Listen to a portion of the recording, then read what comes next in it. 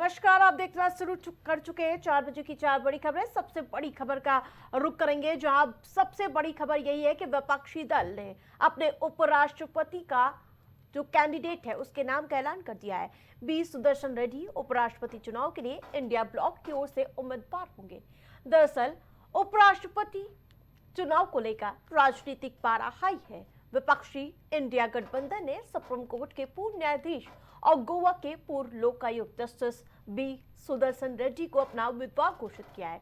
वहीं सत्ता पक्ष की ओर से बीजेपी नेता सीपी राधाकृष्णन मैदान में है। अब मुकाबला न्यायपालिका के निष्पक्ष छवि बनाम सियासी अनुभव के बीच होगा।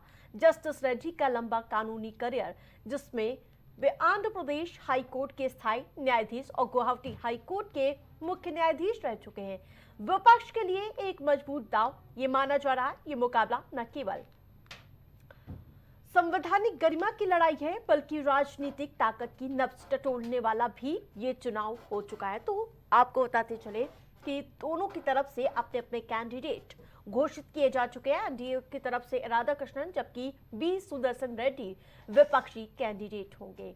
तो बड़ी अपडेट, बड़ी जानकारी ये है कि इस बार का चुनाव न्यायपालिका के निष्पक्ष छवि बनाम सियासी अनुभव के बीच होने वाला है।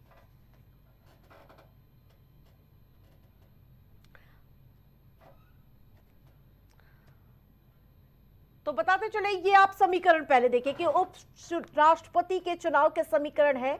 सरकार के साथ कितने लोग हैं वो हम आपको बताते हैं कि ये चुनाव बेहद ही दिलचस्प तो हो गया है, लेकिन जो एनडीए है उसका पहले से बहुमत है और माना जा रहा है कि इतना ये चुनाव भले ही चेहरा रख दिया गया है, विपक्ष की ओर से चुनौती भले दी गई है, लेकिन ये चुनाव एक तरफा ही है। 427 सरकार के साथ है और इसके अलावा ये चुनाव समीकरण आपकी टीवी स्क्रीन पर है कि किस प्रकार से एनडीए इस बार भी राधाकृष्णन के नेतृत्व में अव्वल होता हुआ नजर आएगा। लेकिन ज्यादा अपडेट के साथ सहयोगी शहबाज हमारे साथ जुड़ चुके हैं। शहबाज, न्यायपालिका के निष्पक्ष छवि बनाम सियासी अनुभव के बीच ये लड़ाई होगी, कितनी दिलचस्प होगी? बिल्कुल, देखिए आरती, जिस तरीके से ये पहले से कहीं ना कहीं माना जा रहा है कि जो एनडीए की तरफ से जो उपराष्ट्रपति पद के उम्मीदवार हैं, कहीं ना कहीं उनके ऊपर पहले से ही मोहर लगती हुई साफ तौर पर अगर देखा जाए तो नजर आ रही है आरती। और क्योंकि जो संख्या बल देखा जाता है आरती, अगर चाहे लोकसभा की बात करी जाए चाहे राज्यसभा की बात करी जाए, तो हमेशा से ही जो बाहुबल रहा है वो एनडीए के पक्ष में रहा है।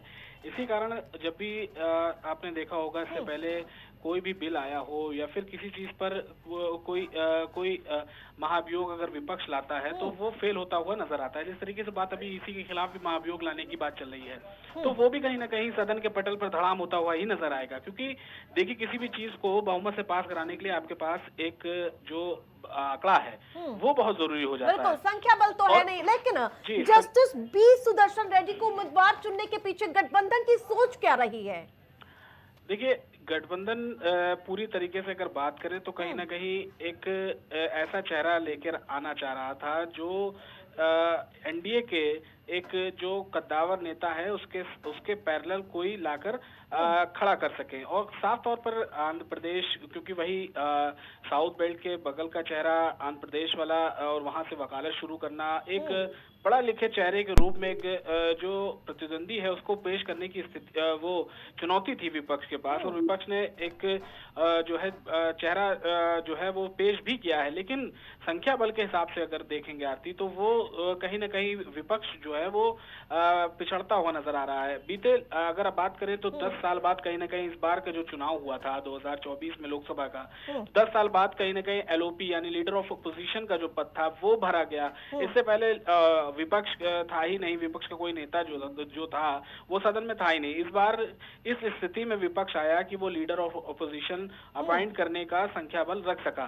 जी, लेकिन एक तरफ विपक्ष आरोप लगा रहा कि इस बार जो सरकार बनी है वो बैसाखी की है, लेकिन क्या ये चुनाव सिर्फ औपचारिकता है या कोई प्रतिस्पर्धा का कुछ असल वजह देखने को मिलेगी इस बार? देखिए, बिल्कुल इसका कोई असर देखने को नहीं मिलेगा, क्योंकि एनडीए की जो पूरी कहीं ना कहीं मीटिंग है वो खुद प्रधानमंत्री नरेंद्र मोदी ने की है। और अपने तमाम साथियों से, तमाम नेताओं से मुलाकात कराई है। सीपी राधाकृष्णन की खुद लेकर पहुंचे थे और उसके बाद अपने एनडीए के सारे नेताओं से, जो एनडीए के जितने भी घटक दल हैं, उनसे मुलाकात करवाई, उनसे रूबरू करवाया।